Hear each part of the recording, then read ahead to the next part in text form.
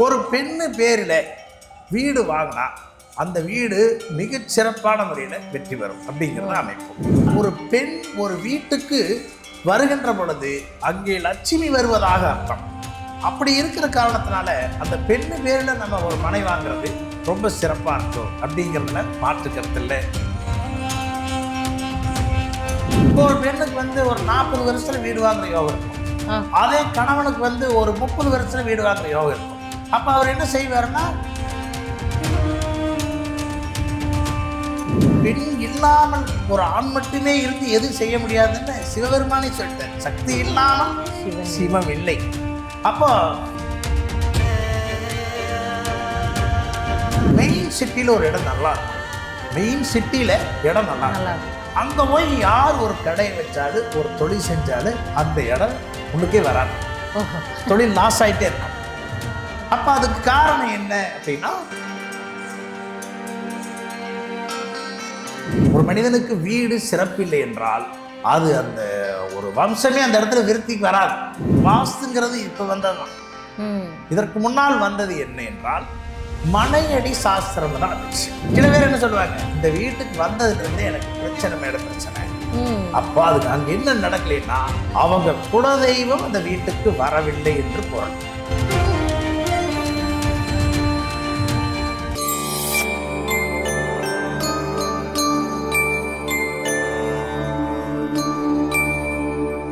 Temple express நேயர்கள் அனைவருக்கும் வணக்கம். இன்னைக்கு நம்ம கூட தமிழ் மாநில பாரம்பரிய வள்ளுவர் குல வம்சம் ஜோதிட சங்க பேராசிரியர் திரு KV ரவிச்சந்திரா அவர்கள் நம்ம கூட இருக்காங்க. திருப்பூர்ல இருந்து வந்திருக்காங்க. அவர்கிட்ட நிறைய விஷயங்கள் பத்தி கேட்டு தெரிஞ்சுக்கலாம். வெல்கம் பண்ணிடலாம். வணக்கம் சார். வணக்கம். எப்படி இருக்கீங்க சார்? நன்றாக இருக்கிறேன். நீங்க நல்லா இருக்கீங்க? நல்லா இருக்கேன் sir. Thank you sir. Thank you sir. Sir, இப்போ எல்லாருக்குமே நம்ம யூடியூப் திறந்த உடனே நிறைய விஷயங்கள் பேசுறோம். பட் குறிப்பாக பெண்களுக்கு கொஞ்சம் கம்மியான பதிவுகளே இருக்குது. அதனால் இன்னைக்கு முக்கியமாக பெண்கள் சார்ந்த ஒரு ஜோதிட ரகசியங்களே இன்னைக்கு நீங்கள் சொல்லணும் அப்படின்ட்டு. பெண்கள் பேரில் நிறைய வீடு வாங்குறாங்க. அவங்களோட பேரில் பூமி ரெஜிஸ்டர் பண்ணாதான் செழிக்கும் அப்படின்னு சொல்கிறாங்க. அதுக்கான ஜோதிட ரகசியம் என்ன? பெண்களோட பேரில் சொந்த வீடு வாங்கணும் அப்படின்னா ஈஸியாக வாங்கணும் அப்படின்னா அதுக்கான பரிகாரமும் இல்லை வழிபாட்டு முறையும் என்ன? டெம்பிள் எக்ஸ்பிரஸ் நேயர்கள் அனைவருக்கும் திருப்பூரிலிருந்து அடியேனுக்கும் அடியேனாகிய எனது பணிவான வணக்கத்தினை முதற்கண் தெரிவித்துக் கொண்டு, பெண்கள் அப்படிங்கிறது இந்த நாட்டினுடைய கண்கள் அப்படின்னு சொல்லுவாங்க. தாய் நாடு என்று தான் சொல்லுவாங்க. அப்போ எல்லா நதிகளுக்கும் பெண்களுடைய பெயரையே வச்சிருப்பாங்க. பெண்கள் என்பது மிக முக்கியமானது. தாயிற் சேர்ந்தது கோயிலும் இல்லை, தந்தை சொல் மிக்க மந்திரம் இல்லை என்று சொல்லியிருப்பாங்க. தாய் தந்தை தான் இந்த உலகத்தில் மிக முக்கியமானவங்க. அதில் இல்லாள் என்பது அதுக்கு பேரே இல்லம்னு வச்சாங்க. பெண்ணுக்கு இன்னொரு பேர் என்னென்னா இல்லாள்ங்கிற பேர் வச்சுருக்காங்க. ஓகே. அப்போ இல்லாள் அப்படிங்கிறது யார் அப்படின்னா மனைவி அப்படின்னு பொருள். பொதுவாக மனைவியினுடைய பேரில் ஒரு இல்லத்திற்கு அதிபதியாக விளங்கக்கூடியது என்பது மனைவி தான், கணவன் அல்ல. எந்த ஒரு வீடு அப்படிங்கிறது பெண்ணுக்குத்தான், பெண்கள் பேரில் தான் வாங்கணுங்கிறது விதி. ஆனால் இன்றைய கால சூழ்நிலை, பொருளாதார சூழ்நிலை அல்லது அரசு வெளியில் ஒரு சட்டத்திட்டங்கள் நடைமுறை, அதாவது ஒரு லோன் வாங்குறதுக்கு ஒரு தொழில் செய்கிறாங்க அப்படிங்கிறது முறையில் ஆண்கள் பேர்லேயும் வாங்குறதுக்கு ஆரம்பிச்சிட்டாங்க. அந்த காலத்தில் எல்லாமே இல்லாங்கிற ஒரு பேர், மனையாள் அப்படிங்கிற பேர். மணவாளங்கிறது ஆணுக்கு இருக்குமே தவிர பெண்ணுக்கு மனையாள்ங்கிற பேர் இருக்குது. அப்போ அந்த மனையாள் அப்படிங்கிற பேர் மிக முக்கியமானது. ஒரு பெண்ணு பேரில் வீடு வாங்கினா அந்த வீடு மிகச்சிறப்பான முறையில் வெற்றி பெறும் அப்படிங்கிறது அமைப்பு. ஆனால் பொதுவாக ஜாதகம் என்ன சொல்லுது அப்படின்னா, ஜாதக ரீதியாக இப்போ அந்த குடும்பத்தில் யாருக்கு நல்ல யோகம் இருக்குதோ அவங்க வேரில் சில வேறு ஜாதகத்தை பார்த்து வாங்குறது செய்வாங்க.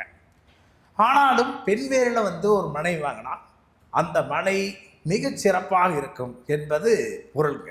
அதனால் அதில் ஒன்றும் தவறில்லை, தாராளமாக வாங்கலாம். அப்படி வாங்கிறதுனால இந்த குடும்பம் ஒரு வளர்ச்சி நோக்கி செல்லும் என்பதுதான் அமைப்பு. இப்போ ஒரு பொண்ணு ஒரு மணமகளாக வர்றாங்க. அந்த பெண் ஒரு வாசப்படியை எடுத்து வைக்கிற போதே வலது காலை எடுத்து வச்சு உள்ள வாங்குறாங்க. அதுக்கு சாஸ்திரம் பல விதிகளை சொல்லுகிறது.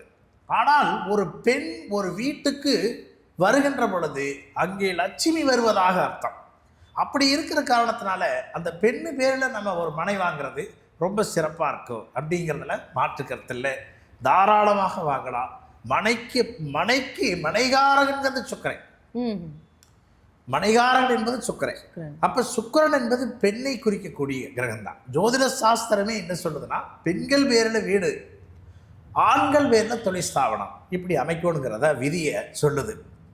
மாறுபட்டு வருதுன்னா அது அவங்களுடைய கால சூழ்நிலையை தவிர, ஆனால் தாராளமாக செய்யலாம், தவறில்லை. ஓகே, இப்போ சில பேருக்கு வந்து நீங்கள் சொன்னீங்க இப்போ ஒரு வார்த்தை, அவங்களுக்கு யோகமே இல்லைனாலும் ஒரு சில பேருக்கு ஜாதகத்தில் பெண்களுக்கு யோகம் இருக்கும், சில பேருக்கு டைம் நல்லாயிருக்கும், தசாபுத்தி நல்லாயிருக்கும், அவங்களோட ஜாதக கட்டம் ரொம்ப சூப்பராக இருக்கும்.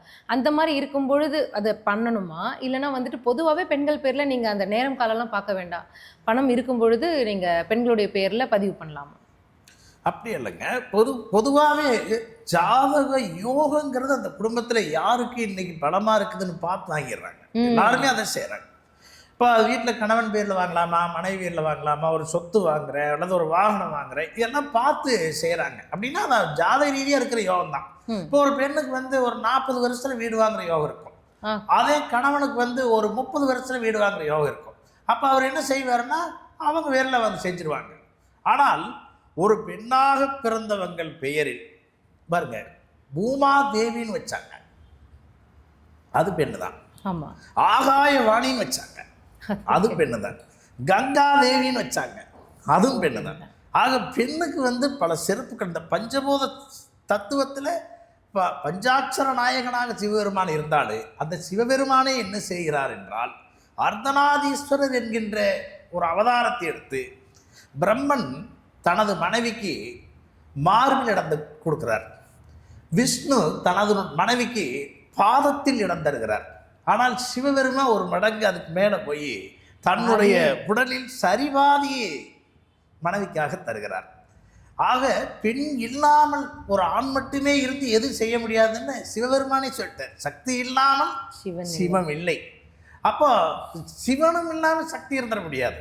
அதுதான் யதார்த்தமான ஒரு உண்மை. ஆனாலும் இந்த பெண்ணுக்கு மனையாள் என்கின்ற பேர் இருக்கிறதுனால மனை வந்து பெண்கள் பேரில் இருக்கிறது யோகம். அது ஜாதக ரீதியாக அந்த காலகட்டங்களை பார்த்து வாங்கணும். சில பேருக்கு பார்த்தீங்கன்னா வீடு வந்து முதல் சொத்து சரியாமையாது. அப்போ ஒரு முதல் சொத்து ஒரு சின்ன சாதாரண சொத்தை வாங்கிட்டு இரண்டாவது சொத்து அந்த பெண்ணு பேரில் வாங்கி வீடு கட்டுறது உண்டு. சில பேர் பாருங்க, முதல்ல போய் ஒரு பிரிப்பட்டு இடத்த வாங்கி வீட்டை வாங்கி கட்டி எல்லாம் செஞ்சு லோன் எல்லாம் போட்டு நல்ல வீடு வாசல்லாம் கட்டி அந்த வீட்டை விற்று போடுவாங்க. அதுக்கு என்ன காரணம்னா, அந்த பெண்ணினுடைய ஜாதக ரீதியா அல்லது ஒரு ஆண் பேர்லயே வாங்குறாங்கன்னு வைங்களேன், அது எப்படி பார்க்கணும் அப்படின்னா, அந்த ஜாதக ரீதியா இவங்களுக்கு மனை தோஷம் இருக்கிறதா என்று பார்க்கணும். சரி, ஒரு மனை வாங்கிடுறாங்க, அந்த இடத்துல என்னன்னா அந்த ஒரு இடம் வாங்குறாங்க, அந்த இடத்துல சல்லிய தோஷம்னு ஒன்று இருக்கும். ஓகே, நீங்க பாருங்க, நீங்க சென்னை எடுத்துக்கலாம், எந்த பெருநகரங்கள் வேணாலும் எடுத்துக்கலாம். மெயின் சிட்டியில் ஒரு இடம் நல்லா இருக்கும், மெயின் சிட்டியில் இடம் நல்லா இருக்கும். அங்கே போய் யார் ஒரு கடையை வச்சாலும் ஒரு தொழில் செஞ்சாலும் அந்த இடம் உனக்கே வராது, தொழில் லாஸ் ஆகிட்டே இருக்கும். அப்போ அதுக்கு காரணம் என்ன அப்படின்னா, அந்த மனை வாங்குறவங்களுடைய கிரகம் பலமாக இருக்க வேண்டும். அந்த கிரகம் எப்படி இருக்கு? அப்ப ஜாதக ரீதியா அதை எப்படி சொல்றோம்னா, மனை முக்கியம் இல்ல.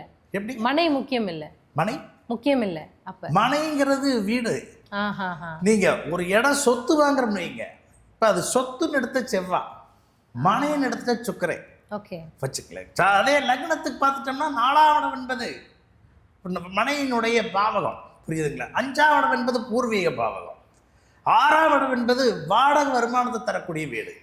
6ஆம் இடம் சண்டை, ஆனா 6ஆம் இடம் வாடகை வருமானத்தை கொடுக்கக்கூடியது. நீங்க ஒரு வாடகைக்குன்னு ஒரு வீடு வாசல் கட்டி வச்சா வரவங்க சண்டை கட்டாம இருக்க மாட்டாங்க. கண்டிப்பா ஒரு சண்டை வரும், பிரச்சனை வரும், தொந்தரவு வரும், அதெல்லாம் கடந்து கொண்டு போகணும். இப்படி எல்லாம் ஒண்ணு இருக்கும். அப்போ ஒரு மனை வாங்குறதுல, ஒரு மனை சிறப்பா அமையறதுல, பர்டிகுலரா ஒரு குடும்பத்துல மனைக்கு அதிபதி மனையால் தான் வர்றாங்க, ஆண் அல்ல.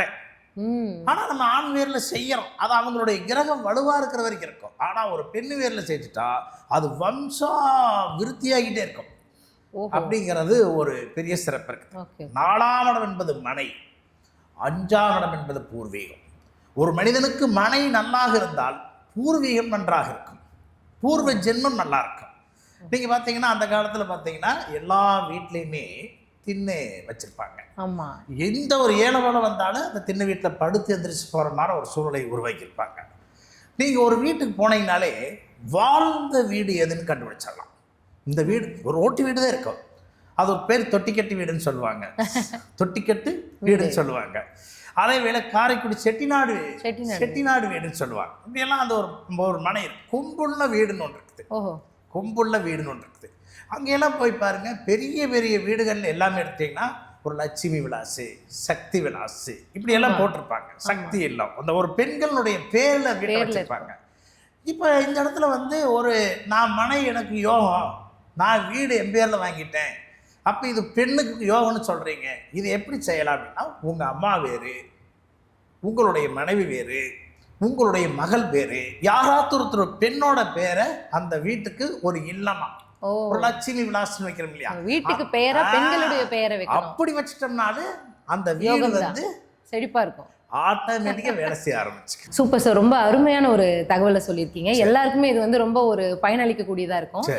என்னன்னா அடுத்ததாக வந்துட்டு இப்போ நம்ம வீடு பற்றி பேசிக்கிட்டு இருக்கோம். சொந்த வீடு வந்துட்டு பெண்களோட பேரில் வாங்கணும், அப்படி இல்லை ஆண்களோட பேரில் வாங்கினா கூட அவங்களோட வீட்டுக்கு பெண்களோட பேரில் வீட்டோட பேரை அமைச்சிக்கலாம் அப்படின்னு சொல்லியிருக்கீங்க. இப்போ என்ன, இப்போ சொந்த வீடு வர்றதுக்கு ஜோதிட ரீதியாக எதனா ஒரு பரிகாரமோ இல்லைன்னா வந்துட்டு நம்ம ஈஸியாக வீடு வாங்க முடியாது, இருந்தாலும் ஜோதிட ரீதியாக ஏதாச்சும் ஒரு பரிகாரம் இருக்குங்களா? அதாவது வீடு வாங்குறத கேட்குறீங்க? ஆமாம், வீடு வாங்க பாருங்க, இது ஒரு அற்புதமான கேள்விங்கிறத சொல்லலாம்.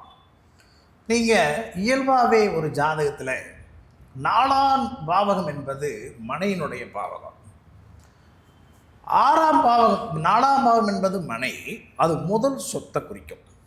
6ஆம் பாவகம் அதுவும் மனை, 6ஆம் பாவகம் 2வது சொத்தை குறிக்கும், சொத்துல. அப்புறம் அதுல இருந்து 3வது சொத்து 8ஆம் பாவத்தை குறிக்கும். அதுல இருந்து 4வது சொத்து 10ஆம் பாவத்தை குறிக்கும். அதுல இருந்து 12ஆம் பாவங்கிறது வந்து 5வது சொத்தை குறிக்கும். அவர் எத்தனை சொத்து வாங்கிட்டு வர்றாரோ அதை பூரா அந்த பாவகங்கள் சுட்டி காட்டிக்கொண்டே இருக்கும். நீங்கள் இயல்பாக நீங்கள் பார்த்தீங்கன்னா முதல் சொத்து வாங்குறதுல 4ஆம் இடம் என்பது தாய், 4ஆம் பாவகம் தாய், ஜோதிட சாஸ்திர ரீதியாக தாய். 4ஆம் பாவகம் என்பது சுகம். ஒரு குழந்தைக்கு சிறப்பான சுகம் தாயிடத்துல தான் கிடைக்கும். ஃபர்ஸ்ட் சுகம் யாருக்கிட்ட வருதுங்க? தாய்கிட்ட. அப்புறம் கல்யாணம் வைக்கிறாங்க, மனைவி வருது, அது வேற. ஆனால் சுகம் என்பது எங்கே ஒரு குழந்தை உணர்கிறது என்றால் அது தாய்கிட்ட. அப்போ 4ஆம் இடம் என்பது மனை, 4ஆம் இடம் என்பது வாகனம். வாகனம் நீ ஏன் சொல்ற அப்படின்னா, ஒரு குழந்தைக்கு தாய் தான் வாகனம். ஆமாம், தாய் தானே ஒரு குழந்தைக்கு வாகனம். அப்போ தாய் தானே எல்லா பக்கம் தூக்கிட்டு போக அந்த குழந்தைக்கு ஃபர்ஸ்ட் அது நடந்து பழகிற வரைக்கும் தாய் தான் எல்லாமே. அப்போ தாய் 4ஆம் இடம், 4ஆம் இடம் வாகனம், 4ஆம் இடம் சுகம், 4ஆம் இடம் மனை. அப்போ அந்த வீடுங்கிறது 4ஆம் பாவம்.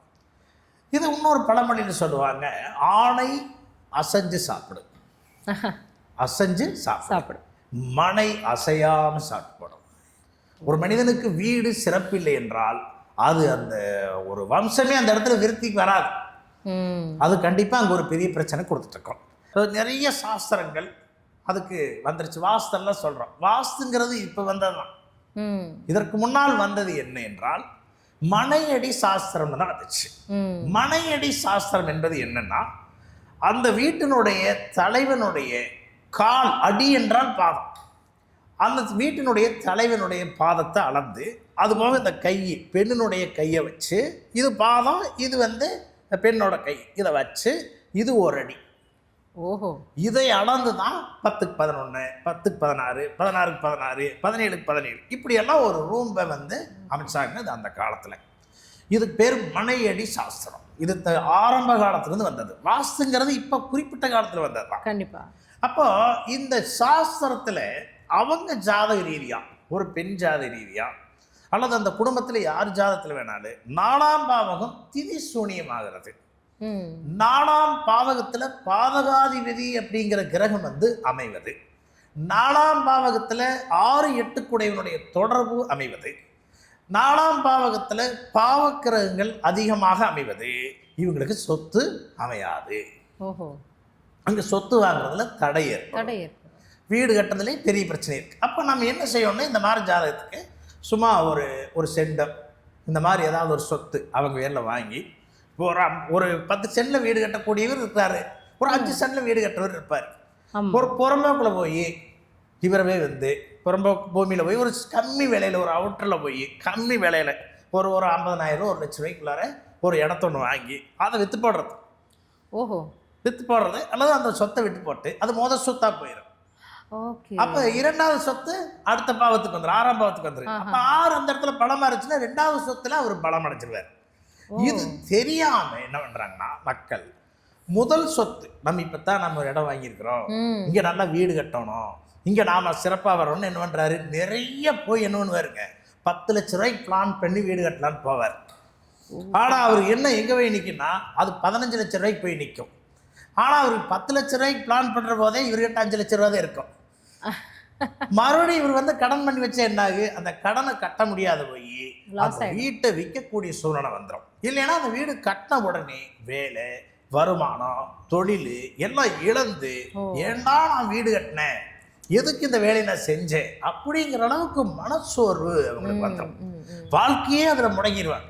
சில பேர் வீடு கட்டி பிரச்சனைகளுக்கு ஆளாகிறது இதுதான் வச்சுக்கல. அப்போ இந்த இடத்துல என்ன செய்யணும் அப்படின்னா அந்த மொதல் சொத்தை இவங்க வந்து சில பேர் வந்து ஒரு சொத்து வாங்கி ஒரு சென்ட் அந்த காலத்துலேயே என்ன செய்வாங்கன்னா ஒரு ஒரு 5 சென்டோ 1 சென்டோ 10 சென்டோ வசதி நிறைய இடம் இருக்கும். அன்றைக்கெல்லாம் பூமி நிறைய இருந்துச்சு, அதனால ஒரு 5 சென்டோ கோயிலுக்கு எழுதி வச்சிருவாங்க வாங்கி. அது கோயிலுக்கு எழுதி வச்சு போட்டு அடுத்த சொத்தை இவங்க வீடுங்கிறதுக்கு டெவலப் பண்ணிக்கிறாங்க. இது அந்த காலத்துல சூப்பரா ஒரு பரிகாரம் செஞ்சாங்க. இன்னைக்கு போய் நீங்க ஒரு கோயிலுக்கு நீங்க இடம் வாங்கி கொடுங்க சொன்னா சென்னையில ஒருத்தர் வர்றாரு, நீங்க ஒரு கோயிலுக்கு இடம் வாங்கி கொடுங்க அப்படின்னு சொன்னா செய்ய முடியுங்களா? கண்டிப்பா முடியாது. அப்ப நம்ம இவங்களுக்கு என்ன சொன்னாங்கன்னா ஒரு அவுட்டர்ல போய் அல்லது நீங்க ஒரு கிராமப்புறத்துல போய் ஒரு இடத்த வாங்கி அது இருந்துட்டு போட்டு அப்புறம் நீங்க வந்து செட்டிக்குள்ளாரியே நீங்க ஒரு நல்ல இடம் வாங்கி கட்ட ஆரம்பிங்க. இது பரிகாரம், இது அருமையான பரிகாரம்.